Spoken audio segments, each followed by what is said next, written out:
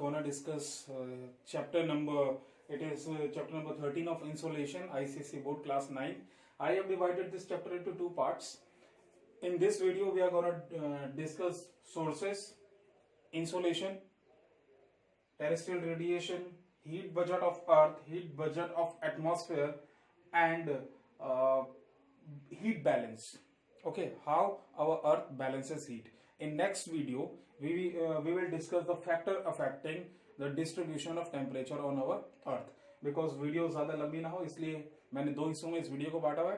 पहले में हम आधा चैप्टर डिस्कस करेंगे, दूसरे में हम डिस्कस करेंगे कि कौन से फैक्टर जो हैं हमारे अर्थ में इंसोलेशन, और स्पेशली वी कैन नॉट से इंसोलेशन का सिंपल मतलब क्या है कि जो सोलर रेडिएशन आ रही है अर्थ पे. ठीक है, और अगले टॉपिक में हम अगले वीडियो में हम जो डिस्कस करेंगे वो है फैक्टर अफेक्टिंग टेम्परेचर. ठीक है, क्योंकि इंसोलेशन का डायरेक्ट नाता टेम्परेचर से है. हालांकि there are lots of process which take place due to the insolation, because sun is a source of energy, और उसी एनर्जी के सोर्स की वजह से अर्थ में एटमॉस्फेरिक एक्टिविटीज होती हैं. एटमॉस्फेरिक एक्टिविटीज होने की वजह से मौसम जो है शिफ्ट होते हैं, विंड वेरिएशन होती है, हमारे इकोसिस्टम चलता है, lots of things are there. But in this topic we are most important thing is for us is temperature. तो पहले से समझ लेते हैं. इंसोलेशन से हमारा तात्पर्य है सन की लाइट, जो सन की हीट आ रही है, सन की हीट एंड लाइट को हम इंसोलेशन कहते हैं. First make it clear in your mind.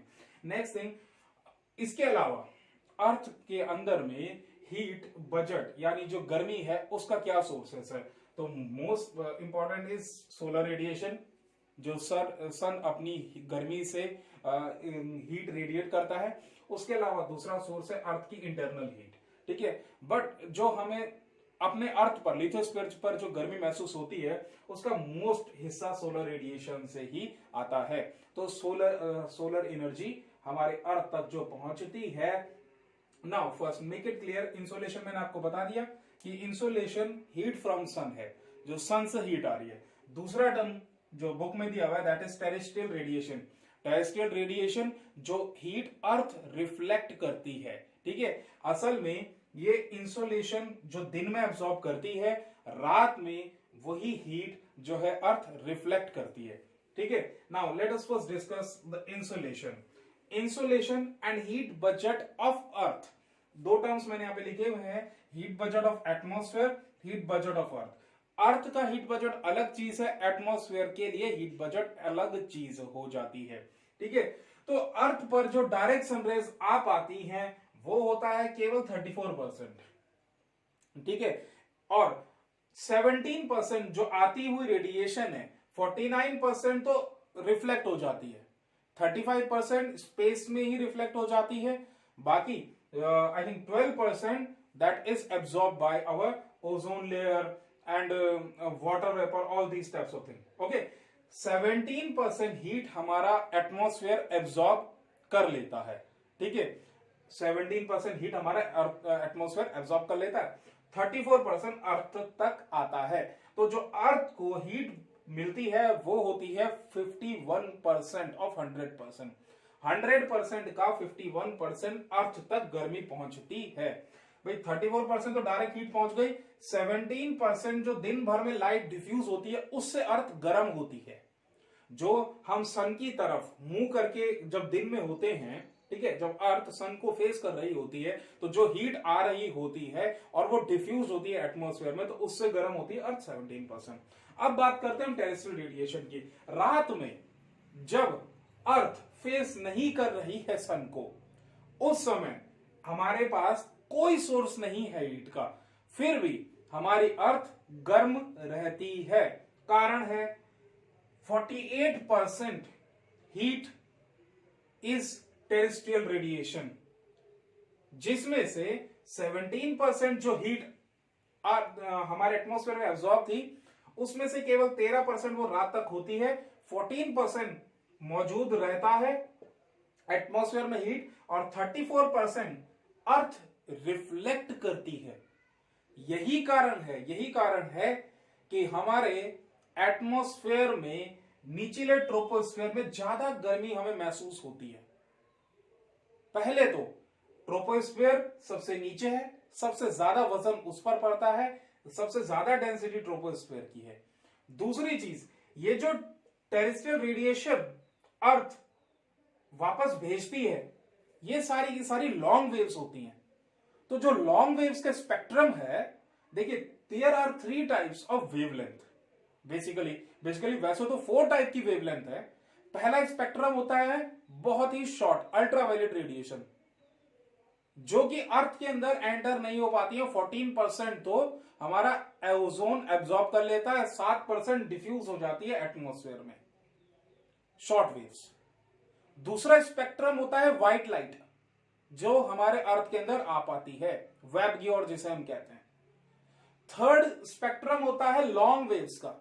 वो लॉन्ग वेव्स अर्थ के अंदर में एंटर नहीं कर पाती। Our atmosphere do not allow that. Dust particle reflect that, okay, and water vapour also absorb that. Next thing is that अगला जो spectrum आता है वो रेडियो वेव्स का आता है। वो हमारे आयनोस्फेयर तक ही सीमित रहता है, ओके। तो इन दिस केस जब अर्थ रिफ्लेक्ट करती है रात में हीट को, अर्थ रिलीज करती है, तो वो लॉन्ग वेव्स में रिलीज करती है, जिससे कि ये हीट अर्थ से बाहर नहीं जा पाती और हमें रात में भी गर्मी महसूस होती है, जबकि हम सन को फेस नहीं कर रहे होते हैं। We are not facing sun and still we feel hot because gases like CO2, methane, nitrous oxide, ये सारी gases greenhouse effect create करती हैं, मींस एब्जॉर्ब कर लेती हैं हीट को जो अर्थ से रिफ्लेक्ट होती हैं और इनको धरती से बाहर नहीं जाने देती हैं, तो हमें गर्मी महसूस होती है। So this is atmosphere budget and this is earth budget. हमें अर्थ के बजट से इतना इफेक्ट नहीं पड़ता जितना एटमॉस्फेयर के हीट बजट से पड़ता है, क्योंकि एटमॉस्फेयर का हीट बजट हमें रात में भी गर्मी देता है, ओके। और यही चीज है that we cannot stop radiation coming toward earth, but we can increase the heat budget in atmosphere जब हम ग्रीन हाउस गैसेस को रिलीज करते हैं फॉसिल फ्यूल्स को जला करके अलग अलग तरीकों से, ओके। ये समझना इसलिए भी जरूरी है because our earth is rotating around sun in an elliptical orbit. When a portion of earth is facing sun, at the time it ensures light and heat, but when it is not facing sun, in that case earth,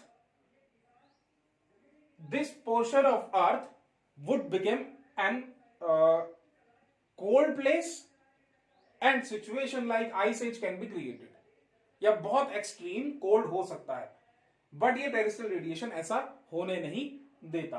अगला topic आता है heat balancing.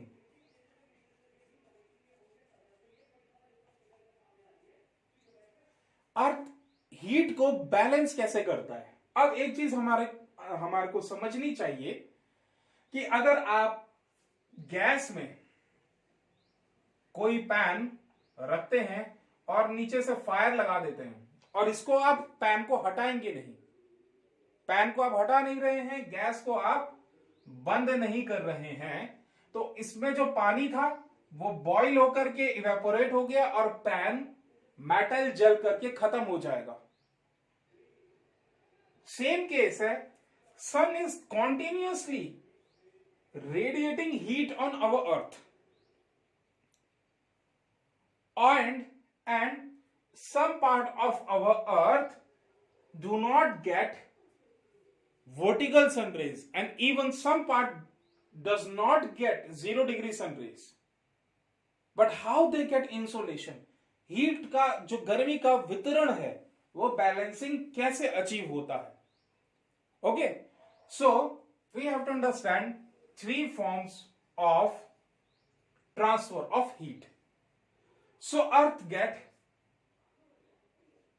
sun rays in a form of radiation. Radiation की वजह से हमें सन से heat मिलती है। जब ये हीट लिथोस्फीयर जहां पर हम इंसान रहते हैं वहां पर आती है तो हीट क्या करती है, एक lithosphere is a solid part, यहां पर क्या है कि रेडिएशन के थ्रू एक मेटल से या एक मैटर से दूसरे मैटर को टच करके हीट ट्रांसफर हुई है। हियर केवल गर्मी आई, लिथोस्फीयर पे लगा और लिथोस्फीयर गर्म हो गया। This process is known as conduction. ये जब एक बॉडी से दूसरी बॉडी में हीट ट्रांसफर हो रहा है by touching it and by connection. Okay, अब यहां पर जो कनेक्शन है वो कनेक्शन क्या है, connection is air, connection is homogeneous composition of our atmosphere. ये एटमॉस्फेयर गर्म होता है, लाइट डिफ्यूज होती है और यहां पर लाइट आ जाती है, यहां पर गर्मी आ जाती है डायरेक्ट टच होकर के, दो दैट इज कंडक्शन। जब हवा से गर्मी हमारी अर्थ को, लिथोस्फीयर को मिल रही है। But what about oceans? बाहरी सतह को तो कंडक्शन से गर्मी मिल जाएगी, but what about the internal part of ocean?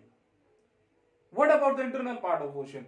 जहां पर एक्वेटिक लाइफ पनपती है, तो वहां पर हीट जो है ट्रांसफर हो करके मूवमेंट करती है। जो गर्म